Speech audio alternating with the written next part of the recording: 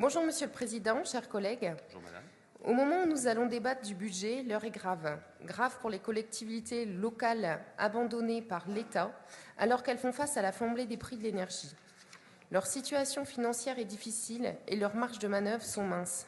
À la suite de la non-compensation de l'augmentation du point d'indice des fonctionnaires, la stagnation de la trajectoire des concours financiers de l'État, de la hausse de 7% de la bascule de la taxe foncière malgré la proposition des députés du Rassemblement national qui était d'une augmentation maximale à 2%, l'augmentation exponentielle des coûts de l'énergie qui pèse énormément sur leur budget de fonctionnement.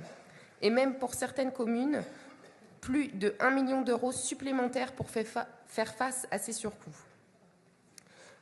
Dans le cadre du projet de loi de financement respectif, PLFR, pour 2022, le groupe Rassemblement national a voté pour la mise en place d'un filet de sécurité afin d'accompagner les communes en souffrance, avec tout de même de fortes réserves concernant ce dispositif,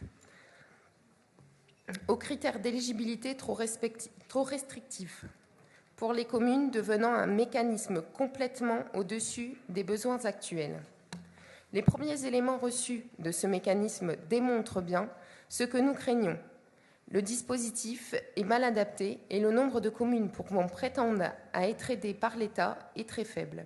Pour ne citer que le département du Nord, seuls 15% des communes, 105 sur 665, sont concernées par le filet de sécurité, bien en deçà des besoins actuels. Nous, sur 665, sont concernés par le filet de sécurité, bien en deçà des besoins actuels. Nous craignons aujourd'hui le pire pour les collectivités, car le fait de mettre de l'argent sur l'électricité ne leur permettra pas de mettre de l'argent sur d'autres projets, pourtant essentiels pour elles et les habitants.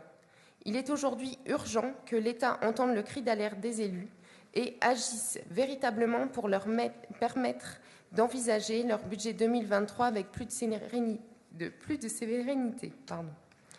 Ainsi, nous demandons une hausse des dotations de l'État pour les collectivités locales et notamment les dotations globales de fonctionnement et les dotations de soutien à l'investissement local. Une modification des critères d'attribution du filet de sécurité en incluant systématiquement les communes bénéficiant de nouveaux programmes nationaux pour les renouvellements urbains. 33 communes dans notre région. Vote en même temps ? Non, monsieur, ce sera tout pour moi. Je vous remercie.